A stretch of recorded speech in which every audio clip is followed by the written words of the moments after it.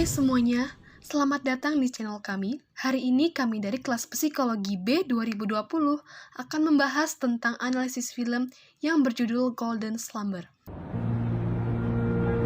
세상은 이미지야. 우리가 뭘 새기냐에 따라서 영웅이 될 수도 인간 쓰레기를 만들 수도 있어. 대통령 후보 유영국. 감독님, 네가 죽였어. 국민영웅 이미지 김건우. 유력 대선 후보를 합산한다. 이게 우리 계획이야.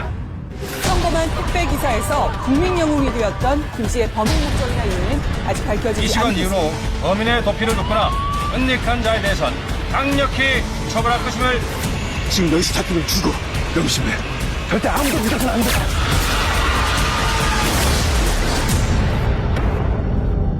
왜 하필 저죠? 하려고 하지 마. 알수록 빨리 죽는다. 원우가 사람을 죽여? 이게 말이 되냐?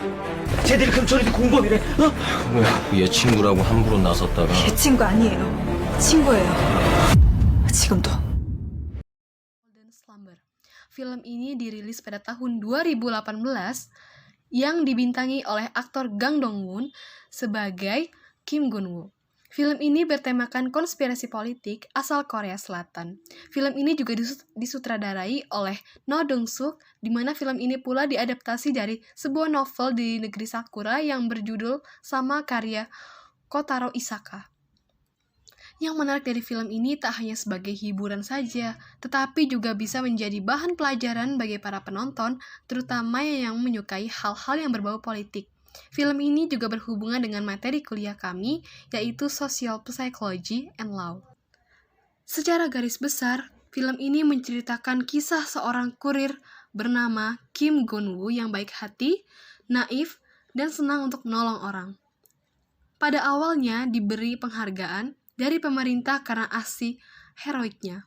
Aksinya itu terekam pada CCTV jalan di mana ia sedang berusaha menyelamatkan seorang wanita bernama Suah dari penculikan. Dari hal tersebut, Gunwo menjadi terkenal dan mendapatkan penghargaan. Kemudian pada suatu hari, Gunwo diajak bertemu oleh teman lamanya yang bernama Muyol, yang diperankan oleh Yoo Kye-sang. Di lokasi mereka bertemu, terjadilah ledakan hebat yang menewaskan seorang politikus sekaligus calon presiden. Muyol memberitahu Gunwo bahwa paket yang dipegangnya berisikan bom yang akan meledak. Selanjutnya, setelah ledakan pertama tersebut, Muyol yang sedang membawa kabur truk yang digunakan Gunwo untuk mengantar paket. Kemudian tidak tega untuk meninggalkan teman lamanya tersebut dan memutar balik mobilnya. Lalu Muyol berbicara pada Gunwo untuk tidak percaya pada siapapun dan akhirnya Muyol pergi dengan membawa paket itu menggunakan truk. Akhirnya, Muyol tertembak oleh rekannya dan mati dalam ledakan bersama truk kurir itu. Kemudian Gunwo tidak bisa menjalani hidup seperti biasanya karena ia dikejar-kejar oleh pembunuh bayaran yang disewa seorang politikus lain untuk menghabisi nyawanya. Ia tidak menyangka bahwa teman lamanya bukanlah seorang pekerja di perusahaan asuransi, melainkan terlibat dalam masalah-masalah politik. Tak hanya harus menyelamatkan diri dari kejaran pembunuh bayaran, ia pula harus berupaya untuk mengembalikan nama baiknya. Baiklah, langsung saja kita masuk pada bagian pertama analisis film Golden Slumber, yaitu seberapa reliablekah kesaksian seorang saksi. Ketika mata menipu, pada bagian ini, kekeliruan dapat saja terjadi dan masuk ke dalam persepsi dan memori kita. Kita menyusun memori sebagian berdasarkan dari apa yang kita persepsikan saat itu, dan sebagian lagi berdasarkan harapan, keyakinan, dan pengetahuan kita saat ini. Dalam film Golden Slumber ini, dapat kita temukan beberapa momen di mana banyak terjadi kekeliruan diakibatkan persepsi beberapa orang. Pada menit ke-31, 40 detik ini, ada seseorang yang menyerupai Gunwo datang ke markas Golden Slumber untuk membunuh Son Bae-nim, teman Gunwo di sana. Lalu, pada menit ke-33 juga dapat kita saksikan dari rekaman CCTV di mana Silicon, orang yang menyerupai Gunwo ini melakukan percakapan melalui telepon umum untuk memberi kabar bahwa ia berencana untuk membunuh calon presiden. Rekaman dari aktivitas yang dilakukan Silicon tersebar luas hingga televisi. Oleh karena itu, banyak orang yang merasa bahwa Silicon ini adalah Gunwo yang asli. Alhasil, persepsi banyak orang atas nama Gunwo dianggap fakta bahwa ia memang merencanakan niat untuk membunuh calon presiden. Selanjutnya, kita akan ke bagian 2, yaitu menceritakan kembali. Dengan menceritakan kembali suatu peristiwa akan dapat membantu seseorang melakukan pengingatan kembali. Hal ini dapat menangani sugesti yang menyesatkan dan terhindar dari suatu kekeliruan. Pada menit ke-18, dapat kita lihat bahwa Gunwo berusaha untuk mengingat kembali apa yang Mu-Yu katakan sebelumnya pada dia.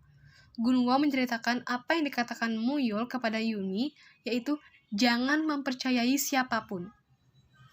Oleh karena itu, Gunwo dapat segera menyadari bahwa Yumi adalah salah satu orang yang ingin menghabisinya, dan ia segera melarikan diri dan menghindar dari jangkauan orang-orang yang ingin menangkapnya. Dengan menceritakan kembali apa yang dikatakan Mu-Yul pada dirinya, Gunwo dapat menangani sugesti yang menyesatkan dari sikap Yumi. Selanjutnya yaitu pengalihan isu politik. Menggunakan figur yang dipandang baik oleh masyarakat dalam melakukan kejahatan politik sehingga isu politik teralihkan kepada sang figur, atau Kim Gunwo sebagai figur yang baik yang menolong idol wanita dijadikan pengalihan isu politik pemilihan presiden Korea Selatan. Selanjutnya yaitu pemalsuan saksi atau informasi.